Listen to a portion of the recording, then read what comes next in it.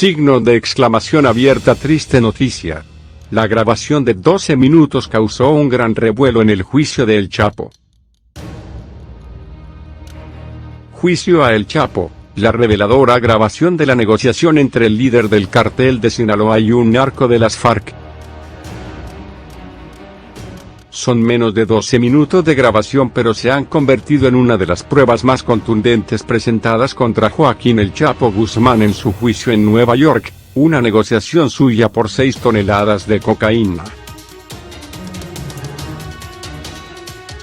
La grabación secreta de la charla telefónica de mayo de 2010 fue escuchada este jueves en la Corte Federal de Brooklyn, introducida por el gobierno de Estados Unidos como evidencia contra Guzmán. En la charla se aprecia la habilidad negociadora del mexicano, que reduce el pago en efectivo que exigía su interlocutor colombiano, señalado como un representante de la guerrilla colombiana de las FARC cuyo nombre no fue divulgado. El acuerdo para mover la droga hacia Guayaquil, Ecuador, implicaba el pago de 2 toneladas con dinero y el resto a crédito, con la garantía de propiedades de Jorge Cifuentes, un ex narco colombiano que testificó esta semana contra Guzmán.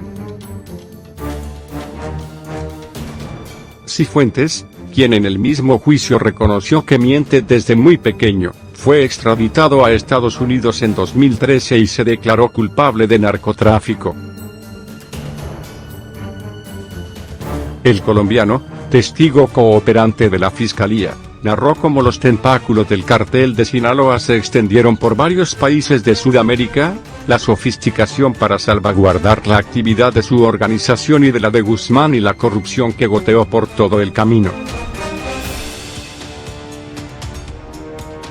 En su testimonio, indicó que el trato negociado en el audio nunca se llegó a concretar, sin explicar por qué. Tampoco fue precisado quién hizo una grabación que ahora parece arrinconar más a Guzmán, quien con 61 años arriesga cadena perpetua si es hallado culpable de los 11 cargos por narcotráfico y lavado de dinero que enfrenta. Se trata de una charla de ribetes cinematográficos nunca difundida antes entre un narco mexicano y otro colombiano que involucra a la hoy desmovilizada guerrilla de las FARC. La grabación comienza y concluye con un diálogo entre El Chapo y un sobrino suyo que se encontraba en Colombia como su representante en la negociación. Ambos hablan de problemas con el Internet en su sistema de comunicaciones encriptadas. Aunque ellos no lo sabían entonces, la licencia para el uso del sistema había caducado sin ser renovada, según explicó Cifuentes en la corte. Eso parece haber facilitado la grabación de la charla. El sobrino de Guzmán le pasa luego la llamada al interlocutor colombiano y empiezan a saludarse. Lo que esté al alcance, cuente con el apoyo por acá, por esta parte, dice desde México. El colombiano responde que ya le puso todas las cartas sobre la mesa a su sobrino y que lo escucha para saber en qué puede colaborar. Entonces el diálogo pasa rápidamente del protocolo a la negociación de ida y vuelta. El Chapo dice, usando palabras y frases a medio terminar como para no delatarse, que según le informó su sobrino le ofrecen 6 toneladas de cocaína para depositar en Guayaquil si pagan 2,5 toneladas en efectivo. Sí, en el punto se lo pongo. Le doy seguridad hasta que arranque, responde su interlocutor colombiano. Mire, le voy a comprar 2 toneladas. Y le vamos a dejar las propiedades de Simón ahí al frente por todo lo demás, ofrece Guzmán usando el alias de Cifuentes. De inmediato El Chapo procura mostrar garantías de seriedad. Señala que él y su compadre el de la M son socios, una aparente referencia a Ismael El Mayo Zambada, acusado junto a Guzmán como el otro líder del cartel de Sinaloa. También ofrece dejar en Colombia a su propio sobrino, Tomás, Como respaldo de la operación, aquí hay seriedad, afirma. Por acá también hay mucha seriedad, responde el colombiano, que invoca el nombre de la empresa. Luego el Chapo pide un número de cuenta donde depositar el dinero, pero de inmediato pasa a la cuestión de garantizarse la calidad del producto ya que, según dice, ha tenido problemas con la mercancía que había recibido en otras ocasiones. Cifuentes testificó en la corte que Guzmán estuvo disconforme con la calidad de la cocaína que compró previamente a las FARC. En la negociación telefónica, el Chapo sugiere enviar a un muchacho, que luego definiría como un técnico, a corroborar que las cosas estén buenas. El interlocutor colombiano se muestra dispuesto a recibirlo, pero pide el depósito del 50% del cargamento para moverlo, aclarando que no manejan cuentas para pagos. El Chapo lanza entonces otra propuesta: comprar 2 toneladas, en vez de 2,5 como le pedían, en efectivo y dejar las propiedades de Cifuentes como garantía de las 4 restantes. ¿A cómo nos las va a dar? Luego de acordar la forma de pago, la negociación se enfoca en el precio. ¿A cómo nos las va a dar?, pregunta el mexicano. 100 por kilo, incluido el flete hasta Guayaquil o ese $100 por kilo. El interlocutor colombiano le pasa la llamada al sobrino del Chapo para que hablen sobre lo acordado. Son 6 toneladas, se van a comprar 2 y 4 se van a dar propiedades, le insiste el Chapo a su sobrino. Y le pide que arreglen rápido la garantía de las propiedades.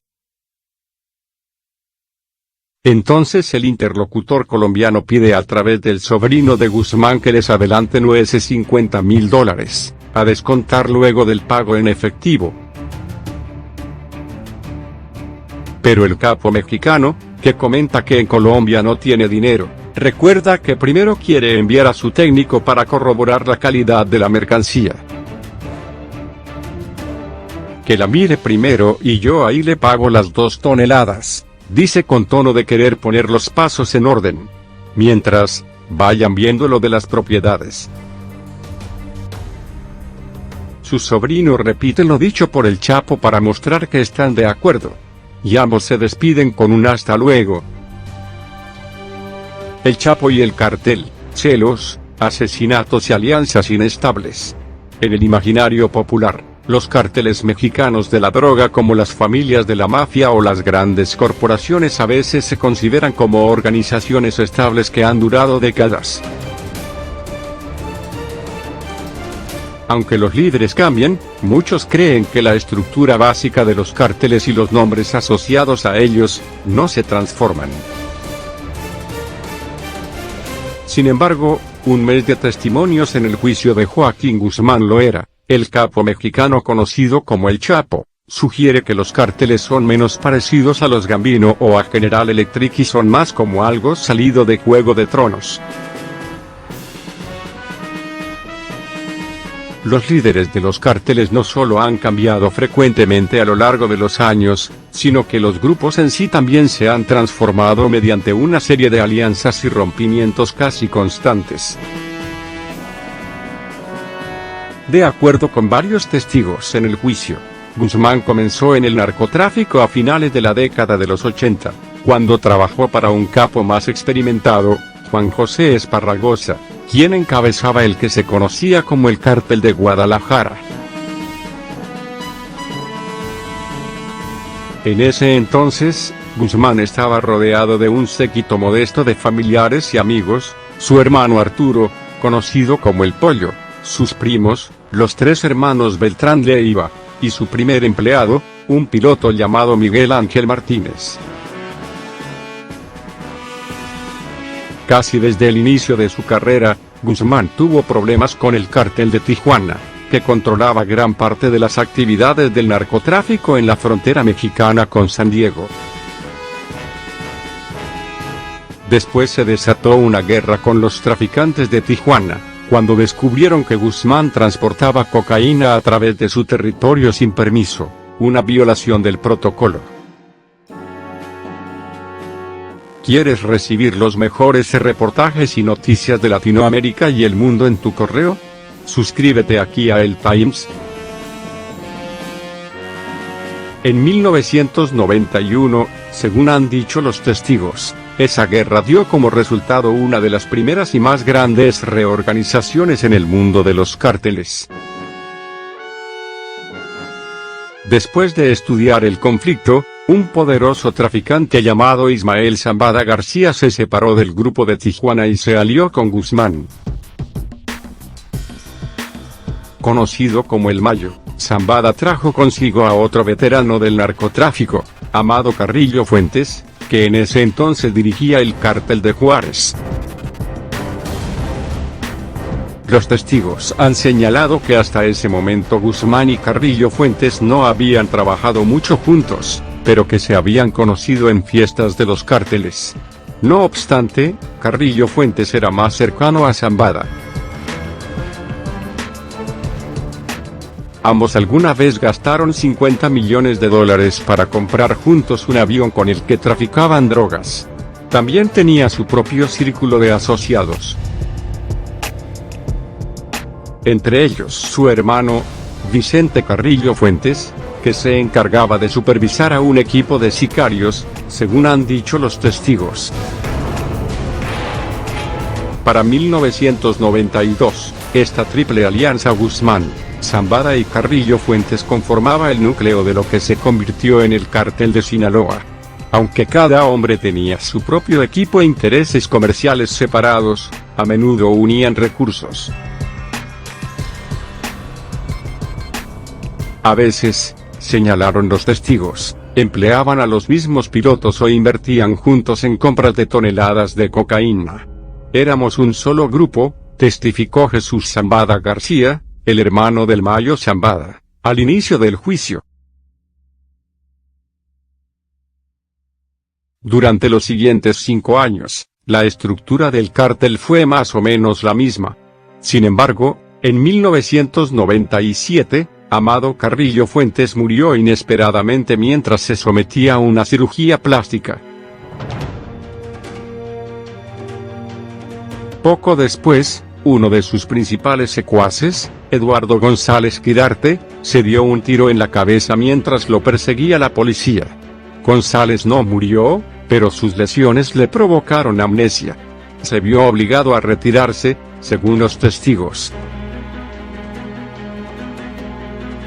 Para llenar ese vacío, Vicente Carrillo Fuentes subió en la jerarquía con el fin de dirigir el negocio de su hermano y pronto se enfrascó en una lucha de poder con Guzmán, relató un testigo esta semana.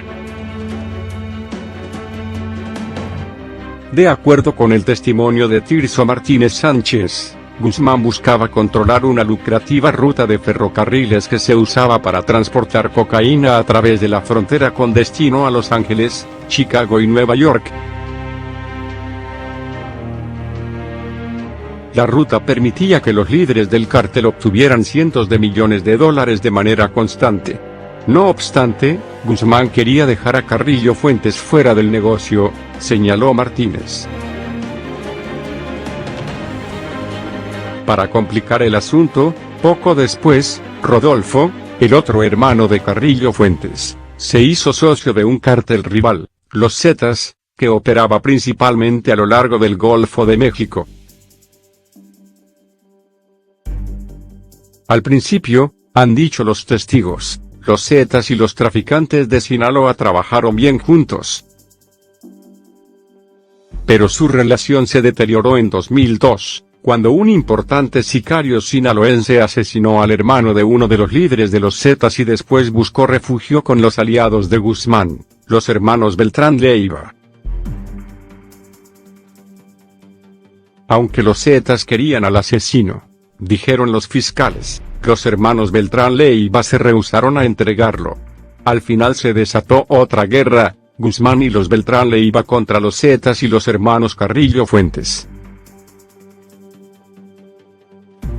En medio de la guerra, dijeron los testigos, Guzmán envió a unos sicarios para que ejecutaran a Rodolfo Carrillo Fuentes y en 2004, Carrillo Fuentes y su esposa fueron acribillados mientras salían de un cine en Culiacán.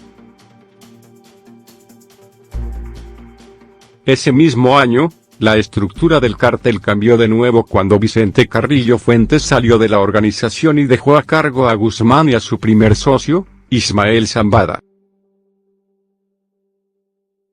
En ese entonces, dijeron los fiscales, los hermanos Beltrán Leiva también subieron de categoría, aunque eso no duró mucho.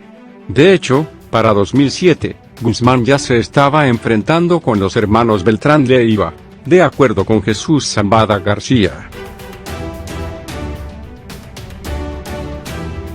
Aunque los orígenes de la guerra siguen siendo poco claros, Zambada dijo que el conflicto inició debido al papel que los hermanos desempeñaron en la captura de un cargamento de cocaína que salía de Panamá. La batalla de Guzmán con los hermanos Beltrán Leiva fue muy violenta, dijo Zambada, y cientos de personas murieron durante esta guerra. Además fue muy complicada. Los Beltrán Leiva, por ejemplo, establecieron una alianza por conveniencia con los Zetas. Eso fue extraño dado que Vicente Carrillo Fuentes, alguna vez su enemigo, aún estaba bastante conectado con la organización. Sin embargo, así era el mundo de los cárteles, que con frecuencia se dividían, se reconfiguraban y después se desintegraban de nuevo antes de reagruparse. Fue suficiente para volver loco a uno de los testigos, un abogado colombiano llamado Germán Rosero. Según lo que relató, Rosero había trabajado con Guzmán y sus socios sinaloenses durante casi una década, pero decidió acabar con la relación cuando la batalla con los hermanos Beltrán Leiva comenzó a intensificarse. Desde su punto de vista, las guerras y los cambios constantes eran agotadores y peligrosos. Honestamente, ya no quería trabajar con ellos, les dijo a los miembros del jurado el mes pasado. No quería estar en medio de sus guerras.